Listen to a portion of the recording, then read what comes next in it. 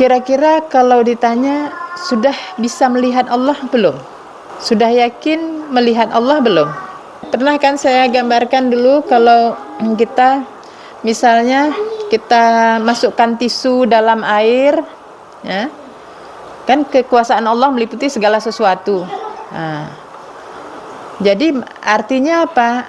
Tidak ada sesuatu apapun yang tidak diliputi oleh kuasa Allah. Jadi kita ini yang dikatakan filah di dalam Allah. Jadi takutnya kita itu semana? Apa kita masih takut neraka? Atau mengharapkan surga? Kalau itu pelajarannya untuk anak SD, anak TK. Jadi pelajaran orang dewasa harus beda. Bukan takut neraka, mengharapkan surga. Ya kan? Karena apa? Nabi Adam aja yang buat satu kesalahan makan buah kuldi cuma sekali, udah lama tinggal di surga disuruh keluar. Kita berapa kali makan buah kuldi? Yang kita lihat jasad, jiwa, ruh. Ini sebenarnya masing-masing punya alamnya sendiri.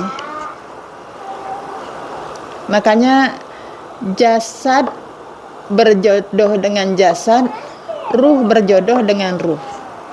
Kalau jiwa itu, makanya kalau orang yang mau meninggal itu kadang-kadang kan sudah dikasih rasa.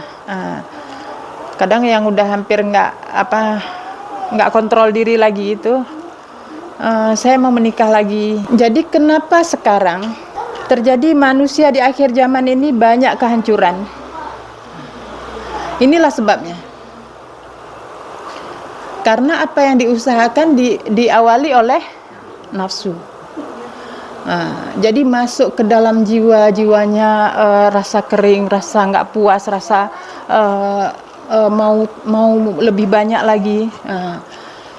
Begitu akhirnya hatinya susah, nggak tenang, nggak enak. Jadi apapun yang didapat rasanya maunya kan jangan segini, maunya kan lebih lagi. Inilah kehancuran yang dikatakan kehancuran. Di mana-mana sudah merata. Jadi apabila bumi dijadikan rata, inilah rata karena apa? Mau di kota, mau di desa, sama. Bismillahirrahmanirrahim. Assalamualaikum warahmatullahi wabarakatuh.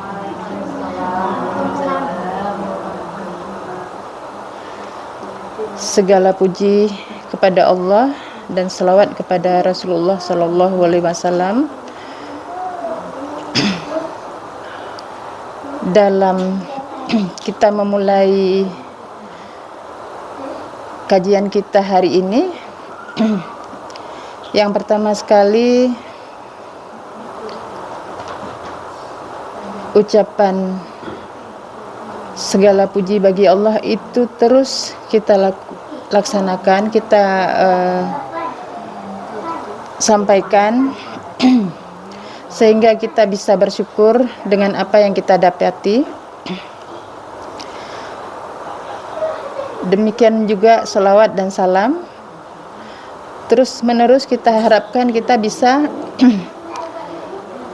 menyambungkan apa yang telah dicontohkan oleh Rasulullah supaya kita bisa mengikutinya.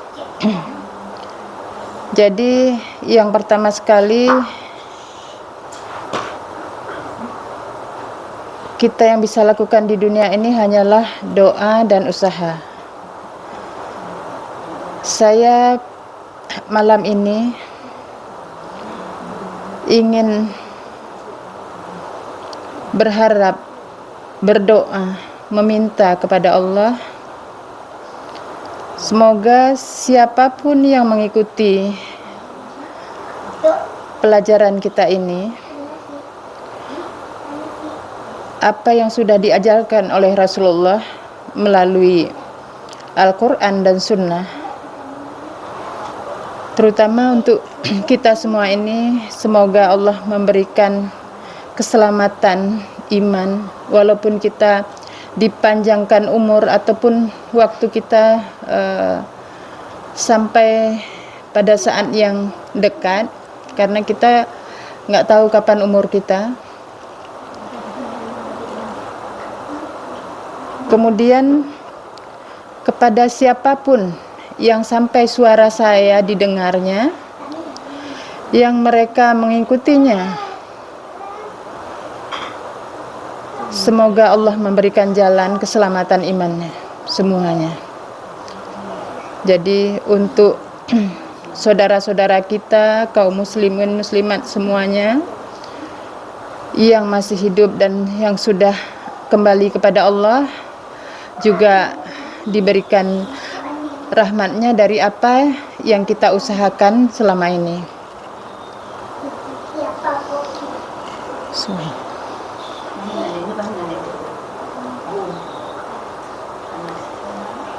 Jadi untuk para pencari kebenaran, para pencari ilmu, para pencari jalan ridha Allah, semoga semuanya diberi keselamatan iman. Amin, amin ya rabbal alamin. Jadi malam ini saya lebih dengan penjelasan, mungkin nampak nggak ya dari sana? Jadi Ibu ingin menjelaskan tentang yang di dalam Al-Quran kan kita sering menemui kata-kata kalian. Ya, itu kata kalian itu adalah menunjukkan kepada manusia. Manusia itu kan terdiri dari ini jasadnya. Jasad, jiwa, dan ruh. Jadi kalau kalian itu berarti jiwa dan ruhnya. Yang makanya disebut kalian. Kalau untuk jasadnya itu disebut hewan ternak. Jadi misalnya ada kalimat sebagai kesenangan untuk kalian dan hewan ternak kalian. Berarti untuk manusia.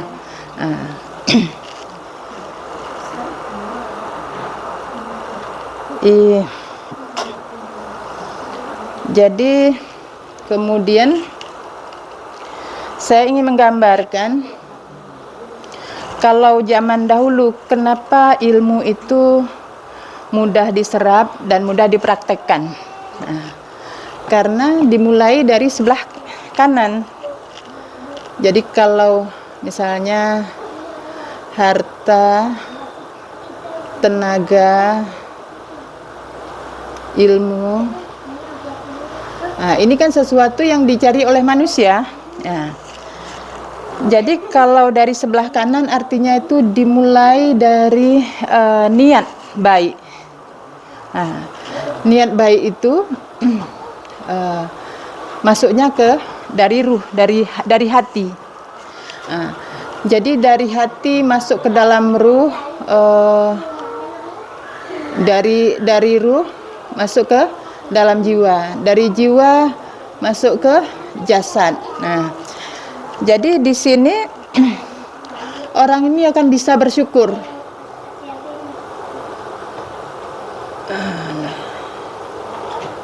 Jadi kalau yang begini, asalnya begini, orangnya akan bisa bersyukur. Sehingga nanti kembalinya dia akan tenang. Orangnya dapatnya tenang. Karena dia akan mampu melaksanakan. Kalau apa yang diusahakan itu adalah dimulai dari hati. Ini paham ya? Harta, tenaga, ilmu kok dari hati, dari ruh. Iya, karena yang mengusahakannya adalah hatinya, yang berbuat hatinya. Ya, dimulai dari hati. Jadi ini dia kalau orang yang melakukan seperti ini akan kembalinya ke sini, ini ke sini, dapatnya tenang. Kemudian dia orangnya akan rela dalam kebenaran.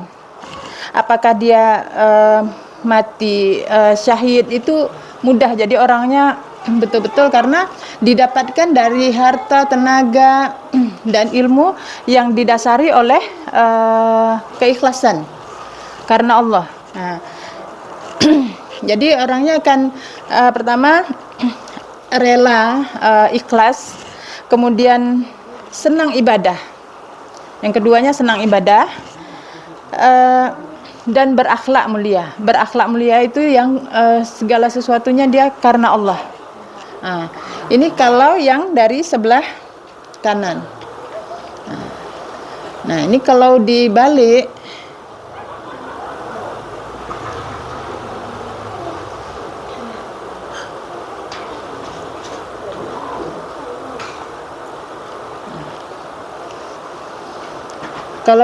yang dari sebelah kiri, tadi harta, tenaga, ilmu, ini kan yang dicari oleh manusia. Kalau didapatkan dari sebelah kiri, ini pastilah dari nafsu, didasari oleh nafsu. Jadi masuknya ke dalam jasad, diawali oleh jasad. Jadi terus masuk ke jiwa, masuk ke ruh, akhirnya dapatnya rasa yang tidak menyenangkan, apa gelisah, pokoknya tidak senang. Ini efeknya. Jadi kenapa sekarang terjadi manusia di akhir zaman ini banyak kehancuran? Inilah sebabnya. Karena apa yang diusahakan diawali oleh nafsu. Jadi masuk ke dalam jiwanya rasa kering, rasa nggak puas, rasa mau lebih banyak lagi. Begitu akhirnya hatinya susah, nggak tenang, nggak enak. Jadi nanti kalau kembalinya yang seperti ini kembalinya ke sini juga, ke dalam diri juga. Akhirnya kurang bersyukur.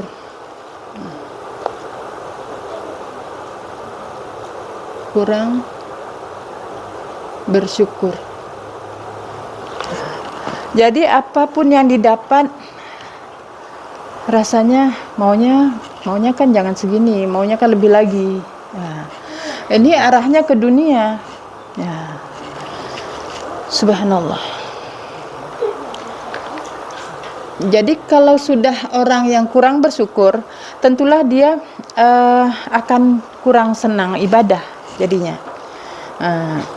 Jadi lebih cinta kemewahan, cinta kepada dunia. Jadi tidak mampu berakhlak yang baik.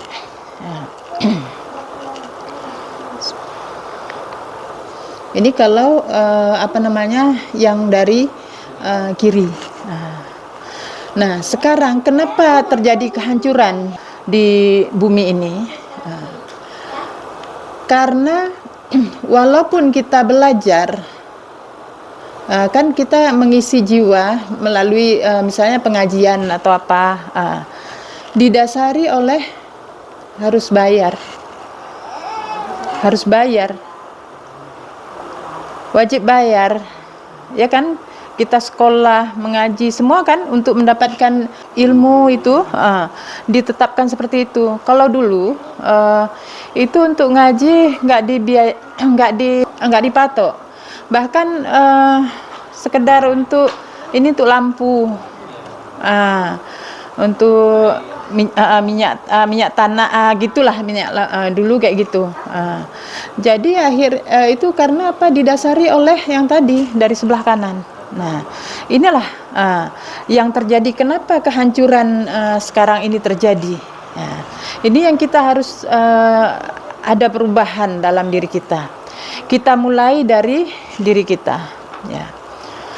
Jadi kalau orang lain berbuat dengan berbagai caranya, usahanya, kita juga berusaha untuk memperbaiki keadaan ini.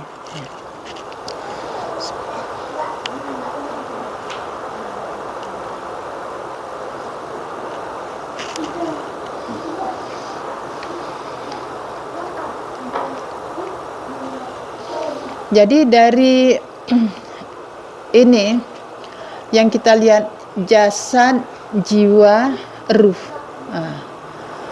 Ini sebenarnya masing-masing punya alamnya sendiri. Makanya jasad berjodoh dengan jasad, ruh berjodoh dengan ruh. Kalau jiwa maruh ini kan sama, diri, satu diri.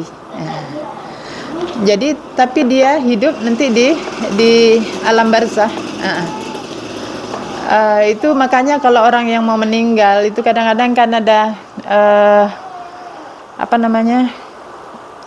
sudah dikasih rasa.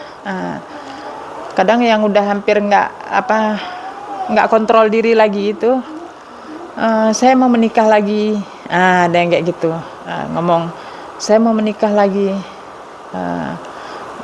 Kan kita lihat ngomongnya kok aneh gitu.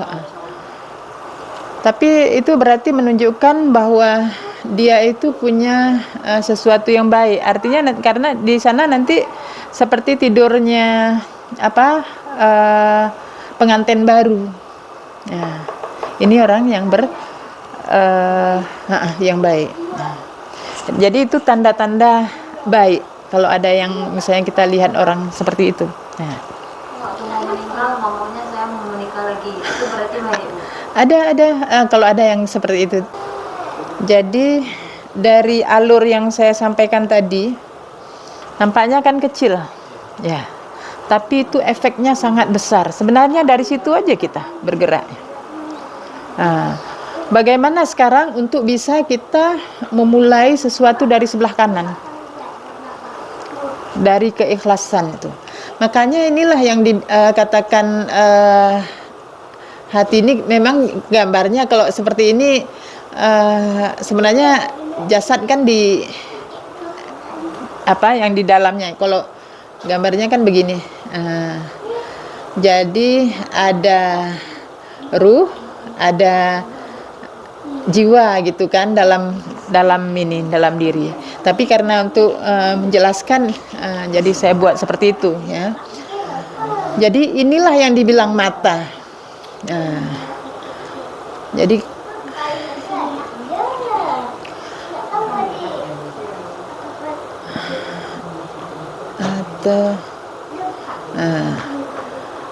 jadi kalau ibaratnya begini, ini ruh,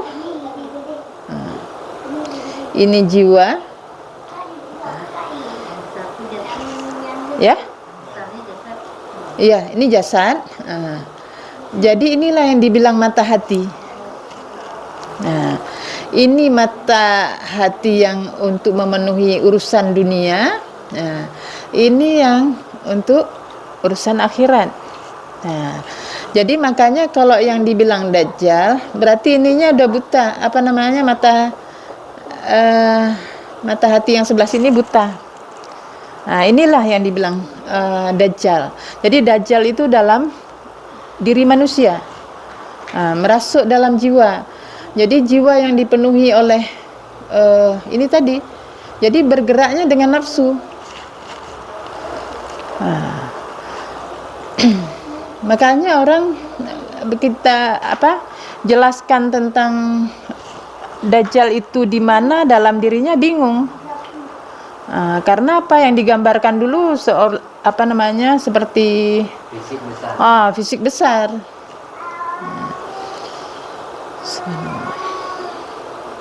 Jadi ini sekarang yang terjadi ini, kehancuran di mana-mana, kerusakan di mana-mana. Yang rusak itu apa? Akhlak.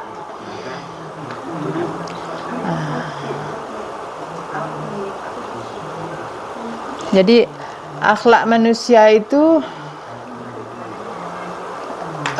peradabannya nampaknya bagus. Yang kita lihat secara zahirnya santun ya biasa, tetapi tidak lagi karena Allah. Nah, untuk keselamatan itulah kita berusaha sekarang bagaimana kita memperbaiki supaya kedua mata ini berfungsi baik.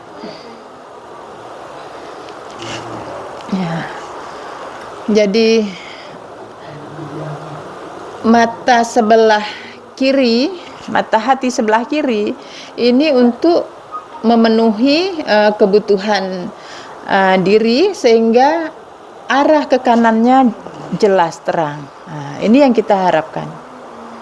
Jadi kalau orang beriman ya kedua matanya ini harus hidup. Jadi sekarang ini kita kan menghadapi pemilu. Jadi dalam pemilu yang namanya persaingan, otomatis ini bekerja, nafsu. Jadi kalau nafsu yang bekerja, efeknya akan tidak senang. Jadi walaupun orang banyak seperti itu, kita yang sudah Allah berikan peringatan-peringatan, kita memahami, maka pakailah hati yang karena Allah.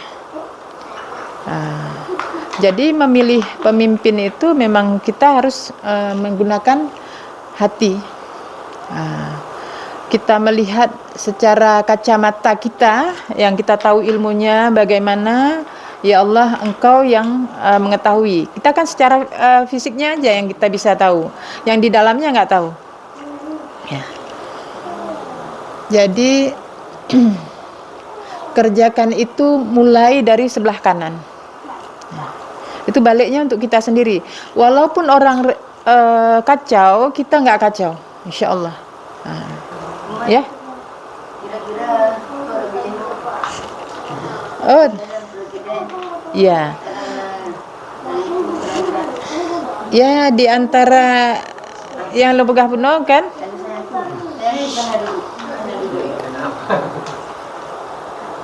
Di antara yang kita lihat yang mana yang terbaik secara syariat? Kita kan cuma bisa lihat syariatnya, Islamnya yang kita bisa lihat. Sedangkan imannya kita kan nggak tahu di dalam, walaupun diungkapkan bagaimana nggak nampak.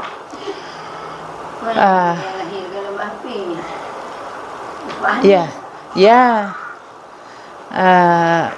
begitu. Tapi walaupun kita sudah memilih, misalnya pilihan kita dan kita semua memilih itu, ternyata yang menang yang lain. Misalnya begitu. Itu jangan menjadi kacau kita.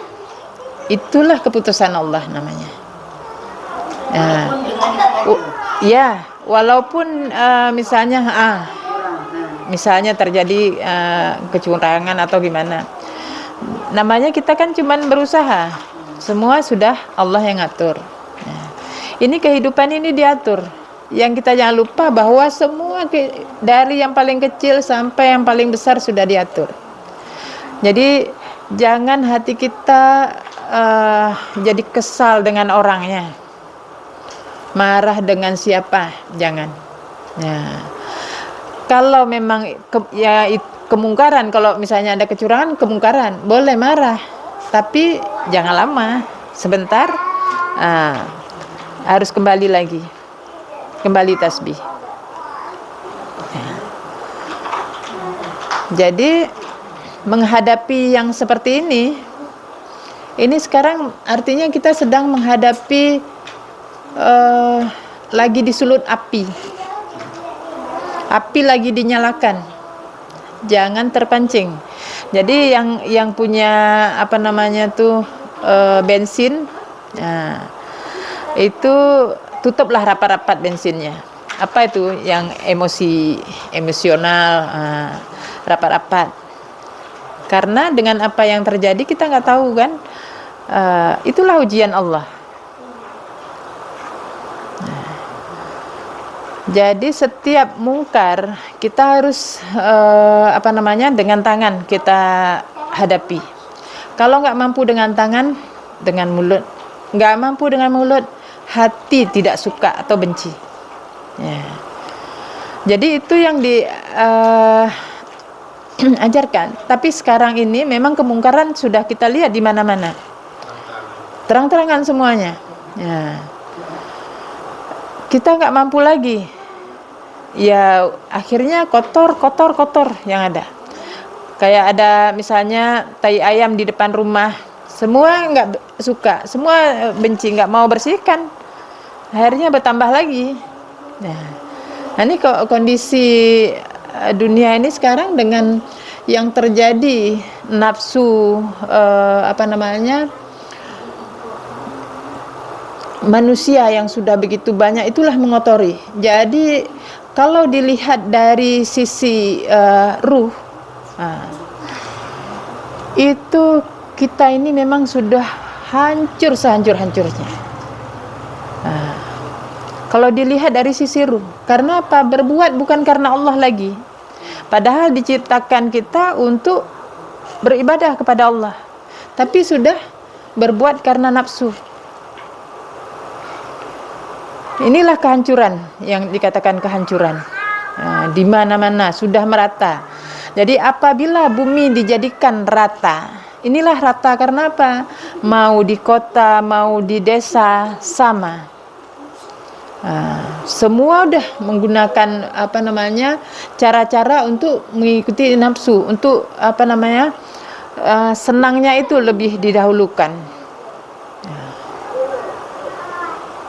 Jadi dengan apa yang terjadi ini, kita kembali kepada bagaimana Rasulullah mengajarkan dulu. Jadi kalau Rasulullah itu kan kita tahu akhlaknya mulia, ibadahnya kuat, berbuat baik luar biasa, takut kepada Allah, karena kata Rasul, sekiranya kalian tahu orang yang sangat takut kepada Allah itu adalah aku. Begitu Rasulullah, orang yang sudah dijamin, tapi beliau paling takut. Jadi takutnya kita itu semana? Apa kita masih takut neraka atau mengharapkan surga? Kalau itu pelajarannya untuk anak SD, anak TK. Jadi pelajaran orang dewasa harus beda. Bukan takut neraka, mengharapkan surga, ya kan? Karena apa? Nabi Adam aja yang buat satu kesalahan, makan buah kuldi cuma sekali, udah lama tinggal di surga, disuruh keluar. Kita berapa kali makan buah kuldi? Ya, apa malu kan kita berharap untuk dapat surga? Ya malu.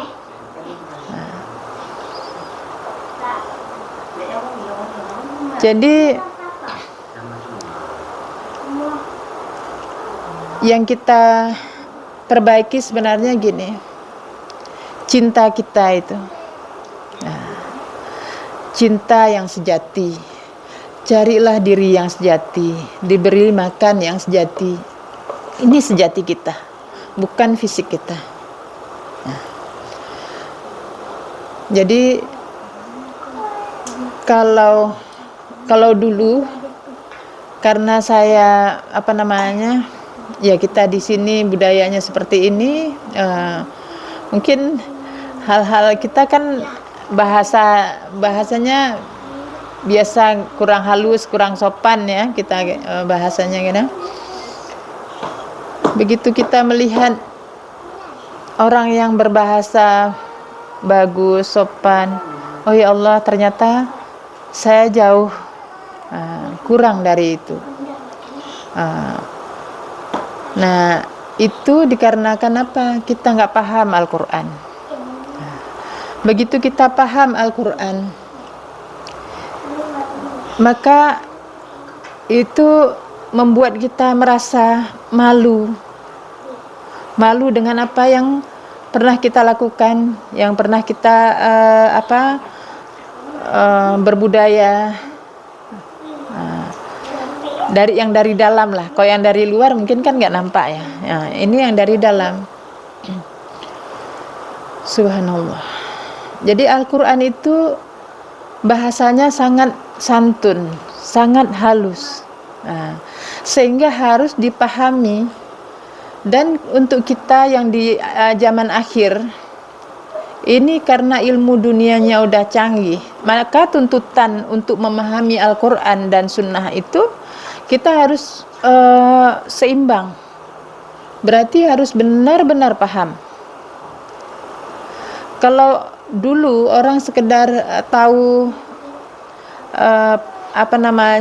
bisa dimaklumi, bisa baca, ini melaksanakan, saya ingin melaksanakan apa yang Allah suruh, baca Al-Quran asal malam Jumat, baca Yasin, baca yang diperintah. Tidak tahu, cuma baca aja. Ya, orang dulu wajar. Karena apa? Tidak pakai ini, belum pakai ini. Iya, belum sampai. Jadi sekarang dengan benda yang kecil ini, berarti kan orang sudah berhalus dalam ilmu dunia, memang sudah halus, teliti orang mengerjakannya. Kenapa ilmu agama nggak halus dan teliti? Nah, jadi inilah keseimbangan yang Allah suruh, Allah perintah. Jadi untuk melaksanakan ini, makanya dibilang di akhir zaman itu sedikit orang yang selamat. Karena nggak paham, merasa sudah baik. Orang dulu lebih parah lagi gitu kan? Enggak. Karena coba lihat di surat Al-Waqiah tuh.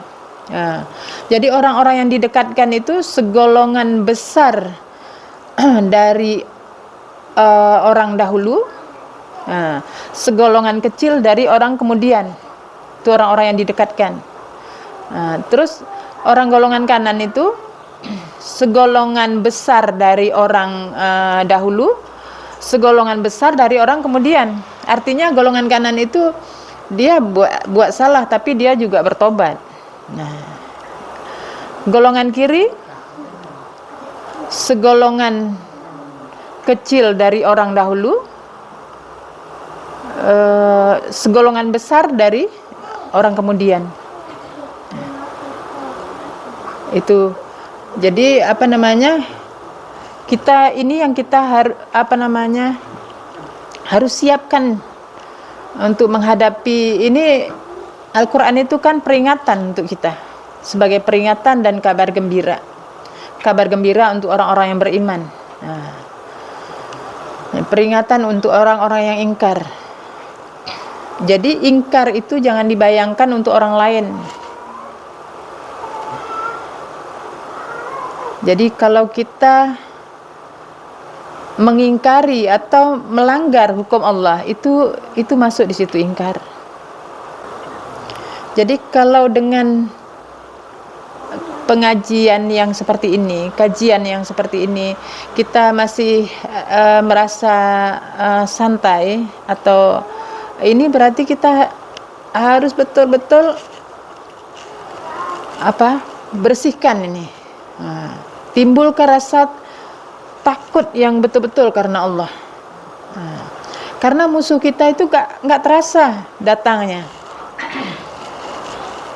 Dia dipakai akal kita, rasa kita, sehingga kita tidak sanggup mengerjakan sholat ataupun ibadah yang lainnya. Misalnya, ini saya bisa mengatakan ini karena memang Allah langsung mempraktekkan ke diri. Jadi nggak sanggup, rasanya lemah sekali. Kita udah coba zikir, baca, masih sedikit efeknya, kok enggak gitu. Maksudnya enggak ada ini. Kalau kita lupa buat pagar, subhanallah, sadari, walhamdulillah, wala ilaha illallah, Allahu akbar.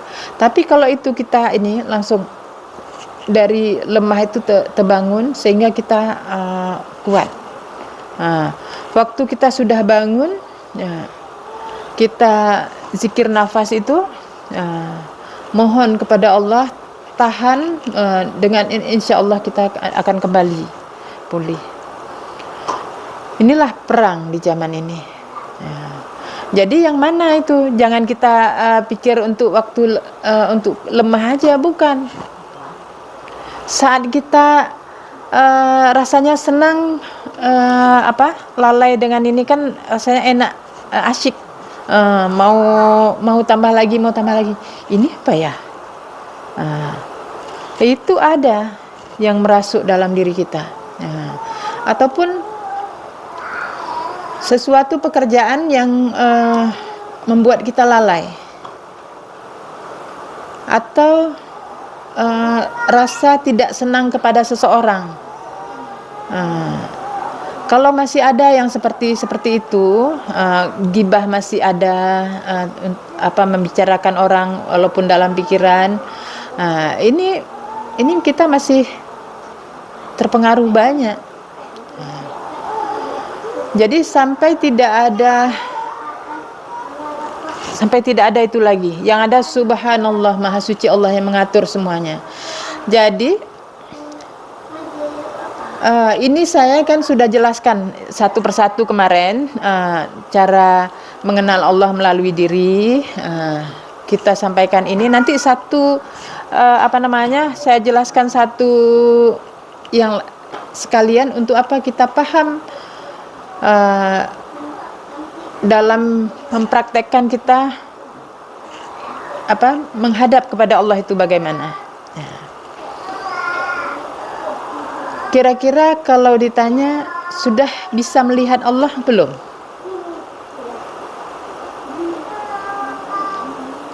Sudah yakin melihat Allah belum?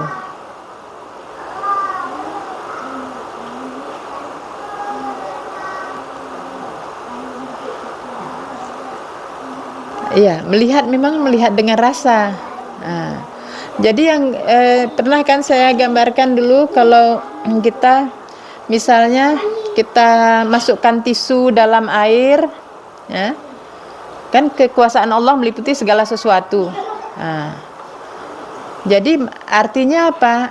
Tidak ada sesuatu apapun yang tidak diliputi oleh kuasa Allah.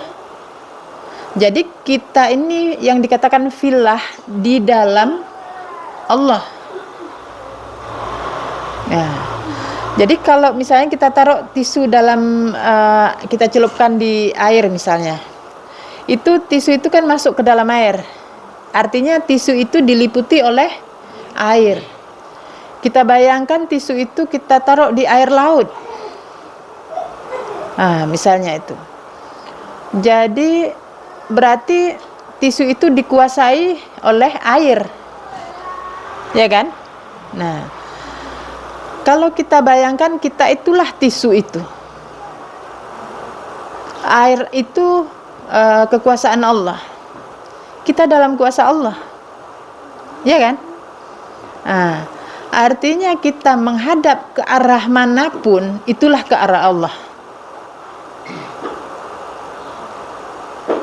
Jadi kalau kita menghadap kepada Allah,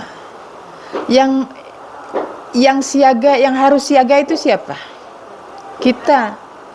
Jadi yang harus sadar itu adalah hati kita, kesadaran kita ini yang harus hadir. Kalau Allah memang hadir, Allah siaga. Jadi kalau kita nggak konsen itu bukan yang lain, berarti yang harus kita perbaiki kita. Subhanallah.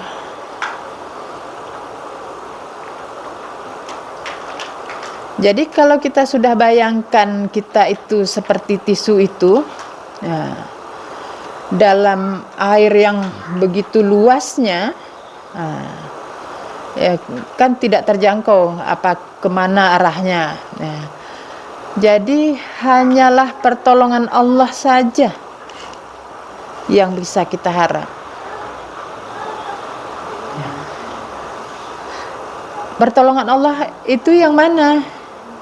Yang mengatur gelombang air itu. Mau dibawa ke arah mana kita? Nah, kita kembalilah ke dalam ini semua. Kalau kita di sini menghadap kepada Allah, hati kita kan yang menghadap. Nah, ketika kita merasakan semua ini diliputi oleh Allah, semua yang ada yang nampak sama kita, yang nggak nampak, semua itu dalam kuasa Allah.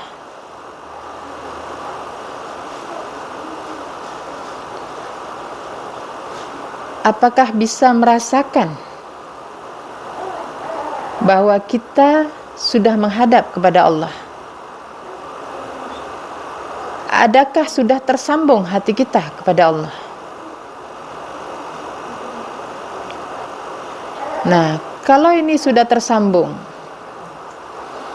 jadi senantiasa tidak ada satu detik atau kurang dari itu yang kita bisa terlepas dari pengawasan Allah, dari penilaian Allah. Jadi hari-hari kita yang kita lalui itu semua tercatat jelas.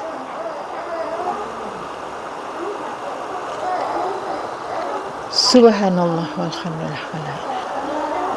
Jadi kalau masih ada kemarahan kita kepada hal yang tidak benar, itu kesombongan. Tentu kita malu kepada Allah.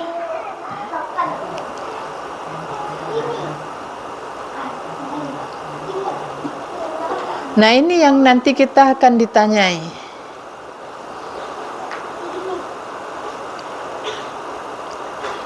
Yang ditanyai adalah kesalahan-kesalahan kita, dosa-dosa kita. Yang mana dosa kita kadang mengabaikan, itu kan sudah berlalu. Tidak ada yang berlalu, tidak ada yang hilang begitu saja. Selama kita belum menyadari dan mohon ampun kepada Allah, bertobat kepada Allah untuk tidak mengulangi. Terutama adalah dalam berakhlak. Berakhlak itu karena Allah, yang karena Allah. Kalau kita masih mengharapkan, misalnya berbuat karena mengharapkan kepada orang, itu kita masih rendah.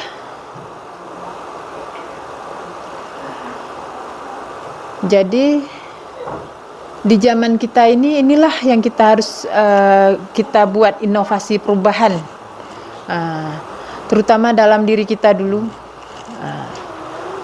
keluarga dan semuanya, supaya bisa hidup makmur. Bagaimana makmurnya? Jadi kalau sesuatu yang dimulai dari sebelah kanan tadi, efeknya kan akan senang. Dari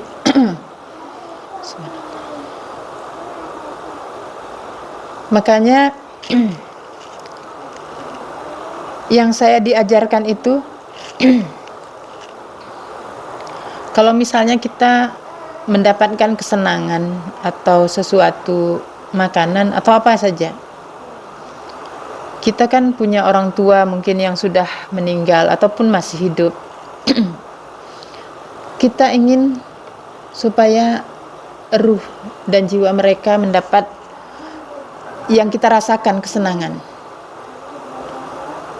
Nah, sebenarnya apa yang sedang kita hadapi?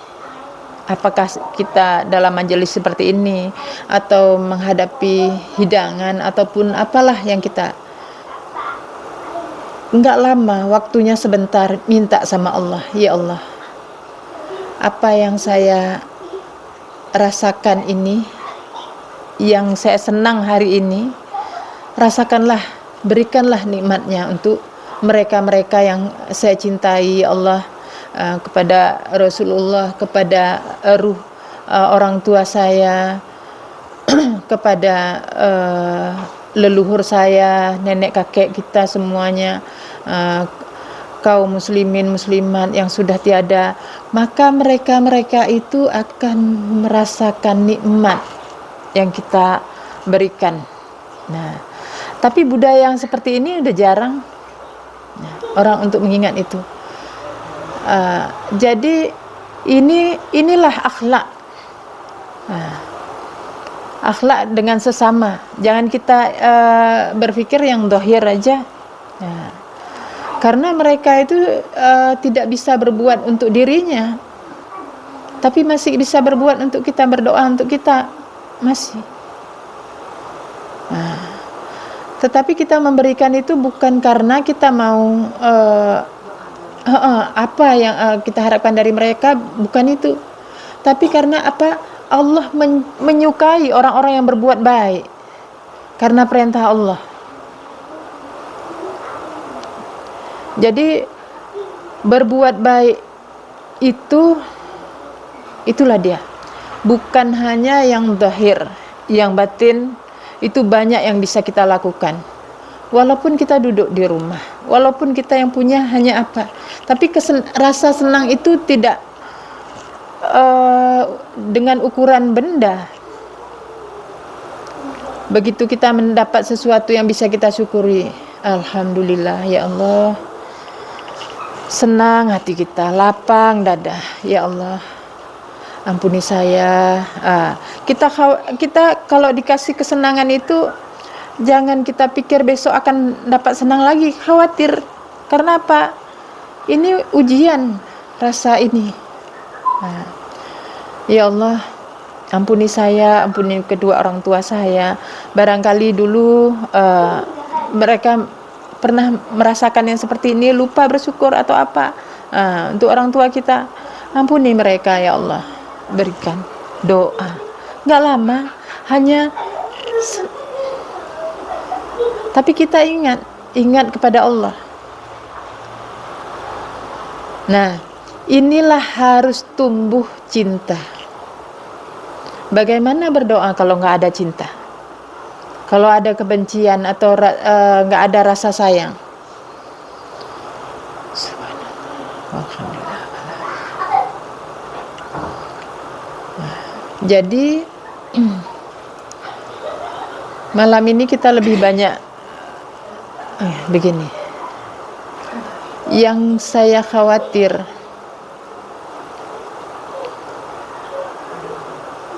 di zaman kita ini masih banyak yang mengingat, yang orang mencari walaupun kekurangan tapi masih merasa kehausan dengan ilmu Allah, mencari. Yang kita khawatirkan kalau kita sudah senang dengan keadaan yang meninggalkan mencari ilmu Allah, mencari cahaya. Jadi generasi kita ini masih, alhamdulillah, walaupun bagaimana hancurnya, masih ada beberapa. Tetapi dalam sisi ruh, ini kehancuran yang luar biasa. Sudah. Bagaimana kehancuran yang luar biasa? Karena manusia tidak paham dengan perkataan Allah.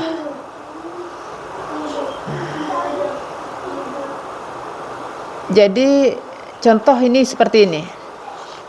Walaupun yang menyampaikan itu ruh dari kayangan, dari langit.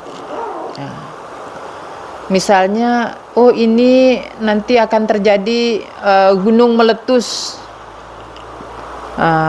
akan banyak gunung-gunung meletus, dibilang. Pikiran kita arahnya kemana? Gunungnya meletus. Oh kalau gitu berarti meledak sana, meledak sini, meledak, begitu kan dalam pikiran kita. Jadi walaupun yang menyampaikan itu adalah dari ruh langsung, tidak dijelaskan maksud gunung itu apa. Ingat kan gunung itu apa? Gunung itu pasaknya bumi. Jadi pasaknya agama, itu adalah orang-orang yang berilmu, para guru-guru ngaji, para ulama-ulama yang pandai, ulama-ulama ilmu, segala ilmu lah. Nah itu gunung. Jadi kalau meletus artinya apa? Hancur. Akan banyak yang hancur. Ini setelah ini akan banyak yang hancur. Hancurnya oleh apa? Oleh keadaan. Jadi gunung hancur tadi itu disebabkan oleh keadaan nafsu yang bergejolak. Karena tidak sesuai dengan kemauannya, yang di sini begitu juga, hancurlah, marah, hancur. Kemarahan-kemarahan itulah yang menghancurkan gunung-gunung tadi. Jadi karena apa? Lupa kalau yang mengatur semua skenario itu adalah Allah. Jadi kita jangan sampai terpancing itu, dengan kemarahan-kemarahan itu. Tasbihlah, kita mohon kepada Allah yang terbaik, tetapi akhir kejadian semua di tangan Allah. Ada yang masih bingung nggak dengan ini yang dikatakan ketentuan Allah, dengan apa yang terjadi? Ada pertanyaan?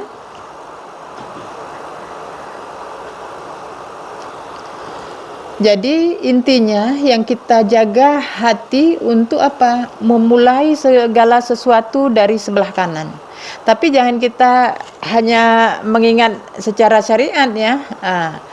Kalau mau keluar rumah langkah kaki kanan. Betul, itu kita kerjakan untuk supaya kita bisa mengingat hati kita mengerjakannya dengan kanan. Jadi syariat itu adalah aturan yang Allah tetapkan. Aturan itu apa? Untuk membawa supaya hati kita bekerja, mata hati yang sebelah kanan bekerja. Yang sebelah kiri ini kan sebagai pelaksana. Jadi kalau manusia, kalau saya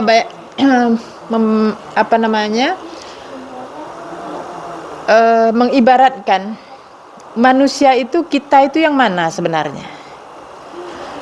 Bisa kita ibaratkan manusia ini seperti sebuah organisasi. Jadi yang namanya organisasi itu kan ada ketua, ada wakil ketua, ada anggota. Inilah dia, ketua, wakil ketua, anggota. Jadi organisasi itu, misalnya organisasi A punya nama A, dia ini bertanggung jawab ruhnya, ini bekerja yang sesuai masing-masing, udah ada aturannya. Kalau organisasi itu berjalan baik, ini bekerjanya baik, bisa mengelola semua, ini berjalan. Nah, yang punya nama kan kepala.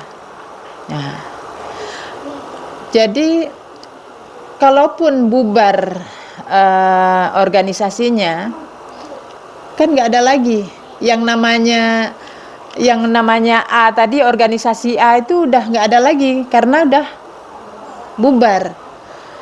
Tetapi yang membawanya, catatannya semua ada sama ketua. Itulah kita.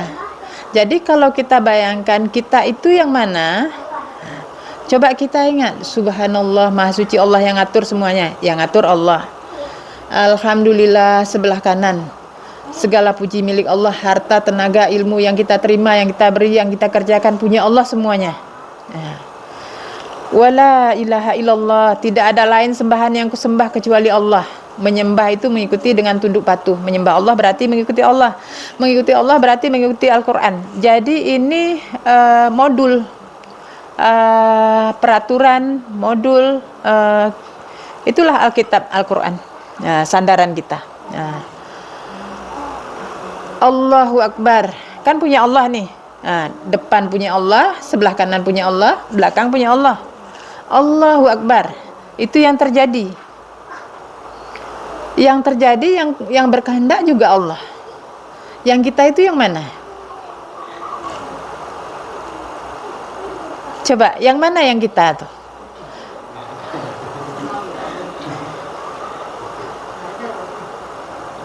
Ya? Iya kan? Yang tadi subhanallah, maha suci Allah yang mengatur semuanya. Yang ngatur kan skenarionya Allah dengan apa yang kita hadapi. Alhamdulillah sebelah kanan punya Allah semua, harta, tenaga, ilmu yang kita terima, yang kita beri, yang kita kerjakan punya Allah. Wala ilaha illallah, yang kita sembah, yang kita ikuti cuman Allah, yaitu Al-Quran. Allahu Akbar, sebelah kiri yang terjadi juga Allah yang kehendak. Yang kita itu yang mana? Kita itu yang mana? Yang la haula wala quwata illa billah. Itulah kita, yang nggak ada daya dan upaya. Ya. Jadi kalau kita menganggap itu kan karena ku yang kerja, nah kalau nggak ada saya mana ada.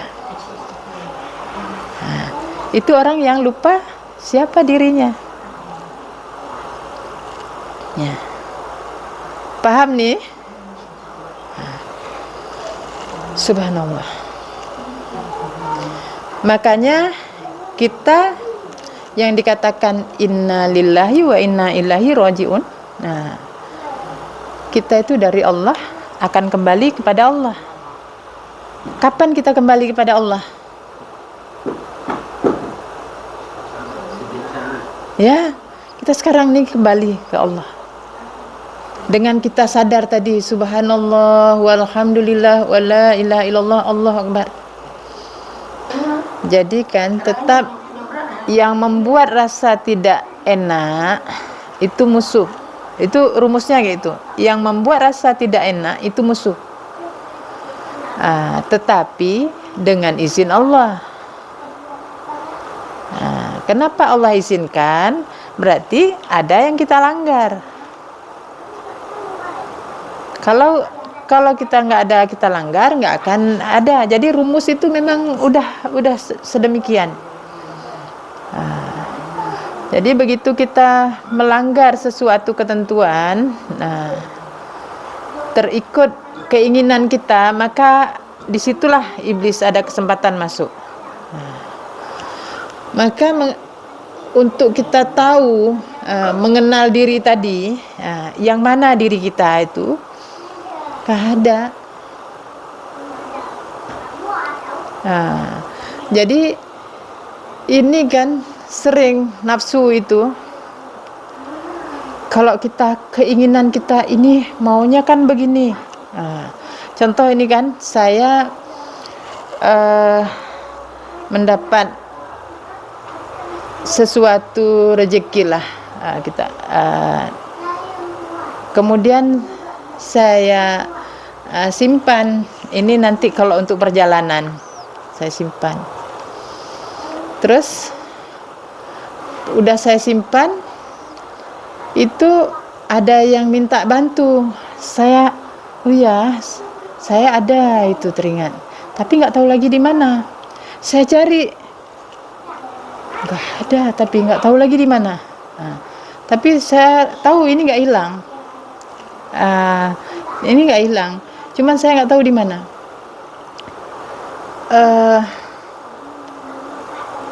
Apa yang tersirat di hati ini, kalau kan kamu mau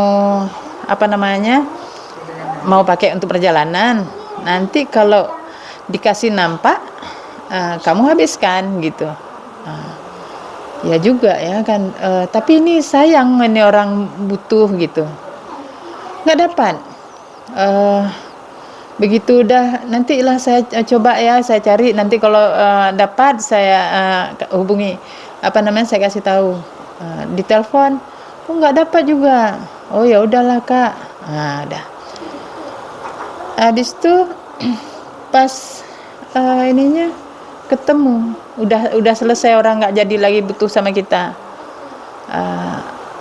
Itulah berarti semua itu udah ada maksudnya. Tetapi niat hati kita tadi kan karena rasa ingin membantu. Allah sudah tahu yang terbaik untuk kita. Makanya waktu mau cari itu, kemana ya rasa kehilangan, rasa takut nanti hilang pula. Kok Kak yakin? Kan diatur sama Allah. Itu yang seperti itulah apa namanya, kita harus bisa berserah. Waktu mau cari, ngapain ya? Yakin karena memang nggak hilang. Kemudian dapat. Dapat berarti ini harus betul di tempat yang nggak bisa diambil, berarti kalau yang seperti ini, gitu. Jadi intinya apa? Apa yang sudah Allah atur untuk kita itu sudah terbaik. Jadi kalau dulu kalau belum sabar itu belum ada, begitu kehilangan itu rasanya mau bongkar semua, gitu. Ya, kalau hilang sesuatu udah, aduh ini kemana ya? Kadang apalagi ada kadang-kadang si ini, kadang si itu, siapa yang masuk, itu lebih bahaya lagi. Jadi sekarang kita cara berpikirnya jangan lagi seperti itu. Jangan berkadang ini gitu. Tapi ingatlah ini semua yang ngatur Allah. Bisa nggak kita untuk senantiasa sadar bahwa yang tidak menyenangkan itu ini yang mengatur Allah. Ini yang harus kita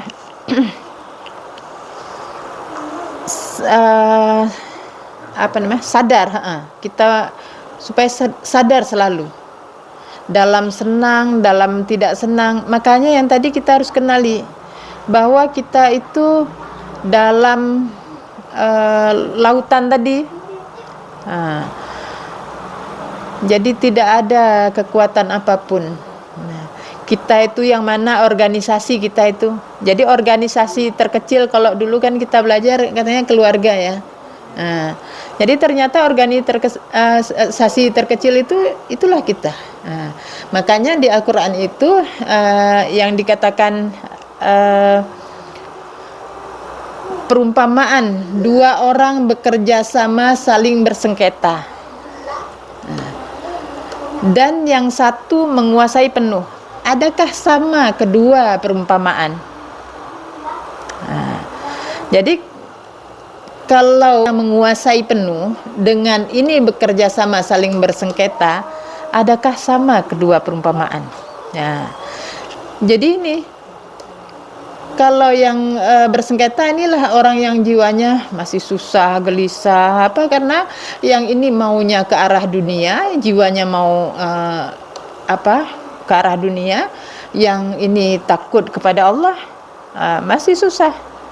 Tapi kalau ini sudah bekerja untuk ini, inilah yang mampu menguasai penuh, inilah yang aman. Danyo mulai dari diri danyo. Jadi makanya yang perang melawan hawa nafsu itu perang diri sendiri kan. Jadi inilah perang akhir zaman yang memang harus dilaksanakan oleh semua orang. Jadi pertama misalnya begini, kita ada anak, kita ada suami, kita semua kan ada maunya kita, dia kan seperti ini, maunya kan dia berbuat yang baik, mau kan dia, itu kan maunya kita, itu nafsu. walaupun maunya baik. Itu bukan kita. Nah, jadi kita harus bisa menerima ruh itu. Dia kan yang cuman disuruh oleh Allah.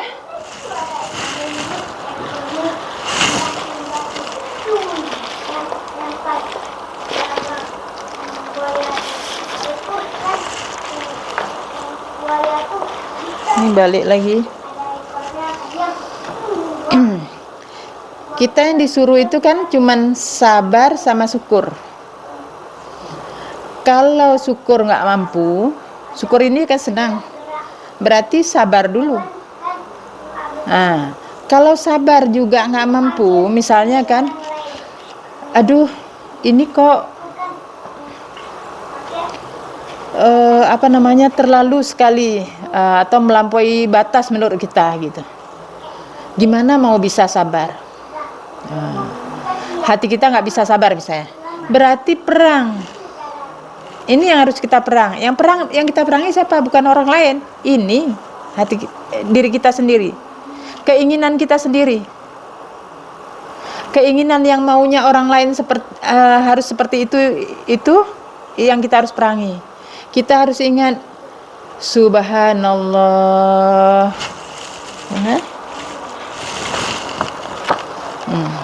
Harus ingat ini, Subhanallah, Maha Suci Allah yang mengatur semuanya.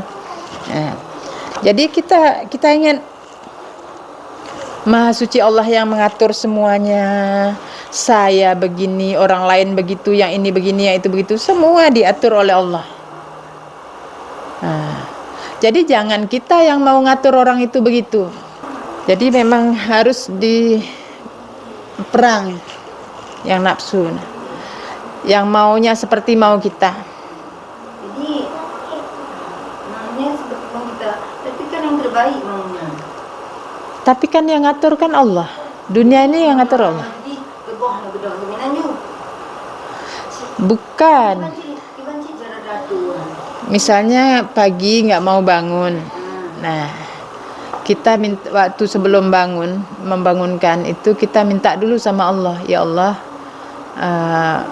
dengan doa, dengan hati yang tulus karena Allah, ya Allah bangunkan anak saya, berikan petunjuk. Kita mintanya sama Allah, jangan kita minta dia untuk bangun.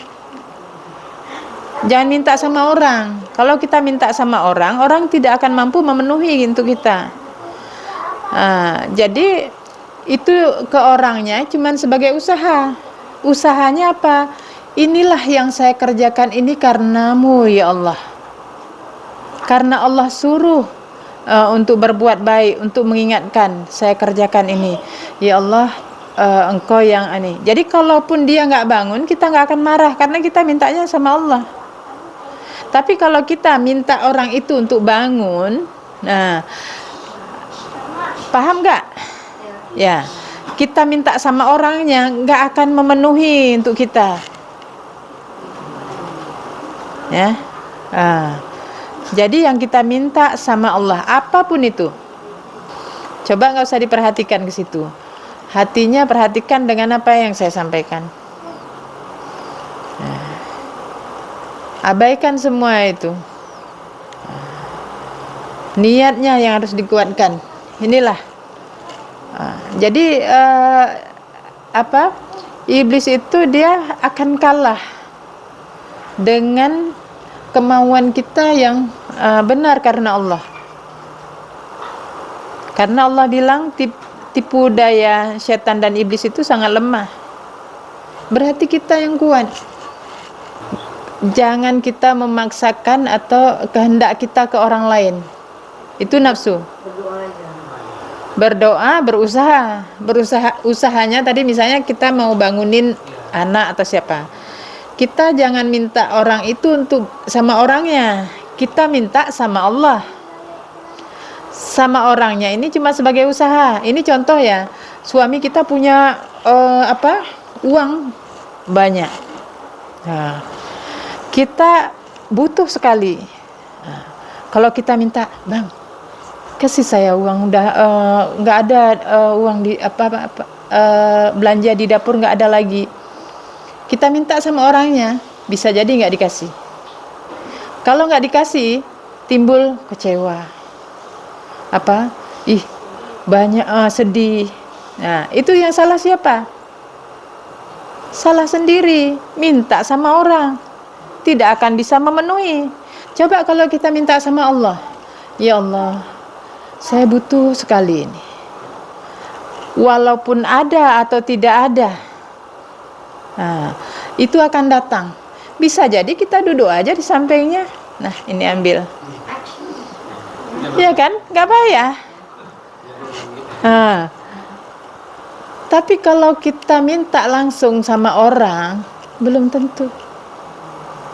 Nah, jadi kalaupun misalnya, ada segini misalnya uangnya, kita udah minta sama Allah, ya Allah saya butuh, ya Allah. Kita duduk sampai itu. Habis itu ada kesempatan, Bang, ada lebih sedikit untuk beli belanjaan di dapur. Kemudian nggak ada. Jawabannya cuman nggak ada.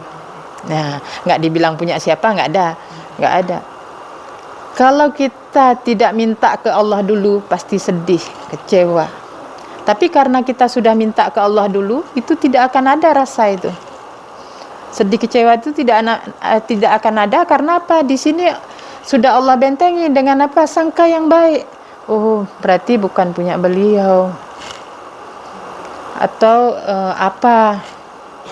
Udah sangkanya akan baik. Paham nih ya? Jadi beginilah kita berakhlak orang beriman. Tidak menyangka buruk kepada siapapun.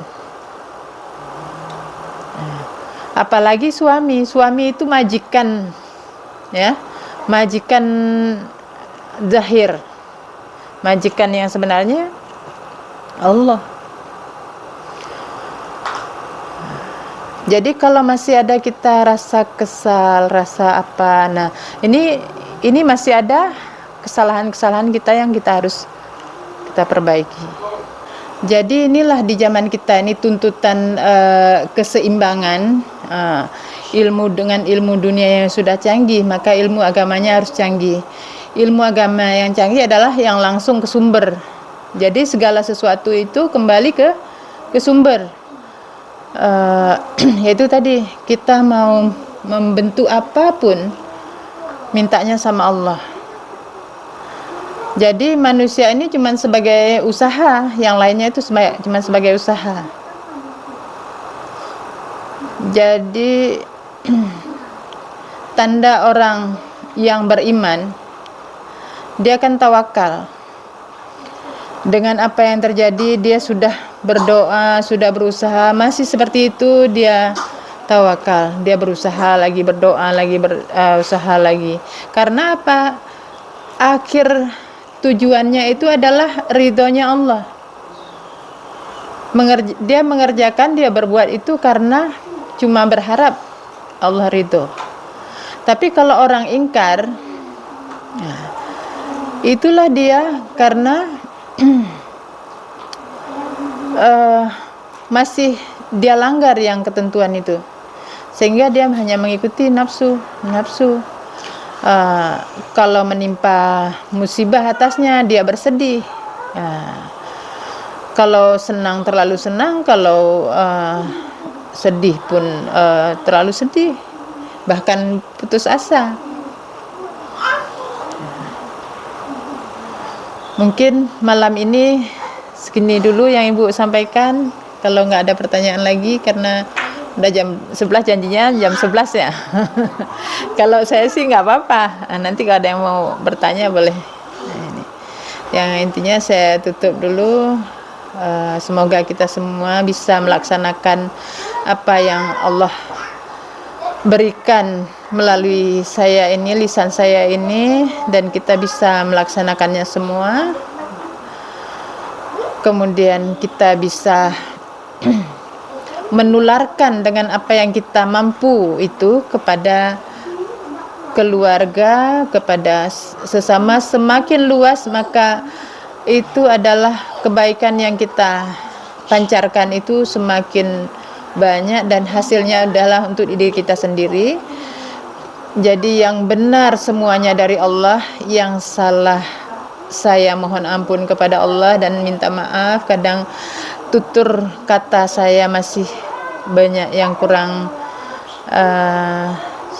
sopan, kurang baik, saya minta maaf karena juga lagi belajar. Jadi saya akhiri, assalamualaikum warahmatullahi wabarakatuh.